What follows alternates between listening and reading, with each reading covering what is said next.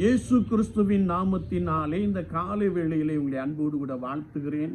உங்களுக்கு கிருபையும் தேவ சமாதானமும் உண்டாவதாக. இந்த நாளிலும் கர்த்தருடைய ஆவியானவர் நமக்கு கொடுக்கிற வார்த்தை பரிசுத்த மத்தேயு 7:7 நாம் வாசிக்கின்ற போது, கேளுங்கள் அப்பொழுது உங்களுக்கு கொடுக்கப்படும் என்ற ஒரு வார்த்தையை நாம் வாசிக்க முடியும். 7:8 சொல்லுகிறது, கேட்கிற எவனுக்கும் ஆண்டவர் கொடுக்கிறவர் என்பதை குறித்து நாம் பரிசுத்த வேதாகமத்திலே மிக ஆழமாக அறிந்து கொள்ள முடியும். கேளுங்கள் என்ற வார்த்தை நான் ஆண்டவரிடத்தில் பேசுவதை குறித்து வேதம் சொல்லுகிறது. Prayer is an evolving means interacting with God.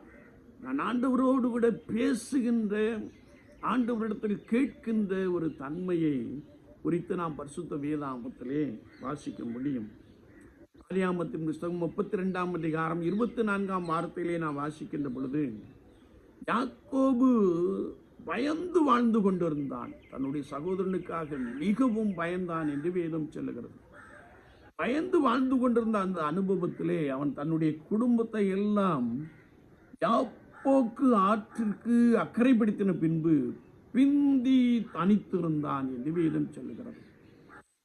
அநேக ஆசீர்வாதங்கள் இருக்கிறது, அநேக பிள்ளைகள் இருக்கிறார்கள், அநேக மந்தைகள் இருக்கிறது, அநேக ஆசீர்வாதங்கள் இருக்கிறது. ஆனால் நிம்மதி இல்லை. என்னுடைய மனதிலே ஒரு பயம் ஓடிக்கொண்டே இருக்கிறது. என்னுடைய சகோதரன் என்னை கண்டால் கொன்று போடுவான் என்று நான் பயந்து பயந்து ஓடுகிற ஒரு நபராக இருக்கிறேன். நீர் என்னை ஆசீர்வதிக்க வேண்டும் என்று சொல்லி ஆண்டவரை நோக்கினான் என்று வேதம் சொல்லுகிறது. கர்த்தருடைய வசனத்தை நாம் வாசிக்கின்ற பொழுது, அவன் தேவனோடு கூட பிந்தி தனித்திருந்து அழுது கெஞ்சி பிரார்த்தித்தான் என்பதை நாம் கர்த்தருடைய வார்த்தையிலே தெளிவாய் வாசிக்க முடியும். என்னை கேட்டுக்கொண்டு இருக்கிற என் அன்பு சகோதரனே சகோதரியே, ராம் முழுவதும் தேவனை நோக்கி போராடினான். வேதம் சொல்லுகிறது, ஆண்டவர் அங்கே அவனை ஆசீர்வதித்தார். இன்றைக்கு நாம் ஆசீர்வதிக்கப்பட வேண்டும் என்றால் ஜெபம் இன்றியமையாதது என்பதை குறித்து வேதம் நமக்கு தெளிவாய் கற்றுக் கொடுக்கிறது. நான் என்னை உருவாக்கின, என்னை தெரிந்து கொண்ட, என்னை பரிசுத்தப்படுத்தின, என்னை அழைத்து கர்த்தருடைய சபையிலே வைத்திருக்கிற அந்த அனுபவத்திலே ஆண்டவரை நோக்கி அதிகாலமே காத்திருப்பதும், ராம் முழுவதும் போராடி ஜெபிக்கின்ற பொழுதும் கர்த்தர் உங்களை அங்கே ஆசீர்வதித்து விடுகிறார். உங்களுடைய பிரச்சனைகள், உங்களுடைய பயங்கள் நீங்கி போகிறது. ஆண்டவர் சகல ஆசீர்வாதத்தினால் உங்களை நிரப்ப போதுமானவராக இருக்கிறார்.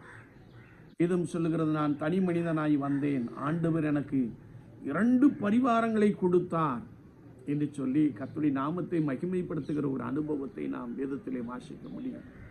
என்னை கேட்டுக்கொண்டிருக்கிற என் அன்பு சகோதரனே சகோதரியே, ஒருவேளை நீ பயத்தோடு கூட வாழ்ந்து கொண்டு இருக்கலாம். ஐயோ, என் பிள்ளைக்கு நான் என்ன செய்வேன் என்று சொல்லி நீ கலங்குகிற ஒரு நபராய், கண்ணீர் விடுகிற ஒரு நபராய் காணப்படலாம்.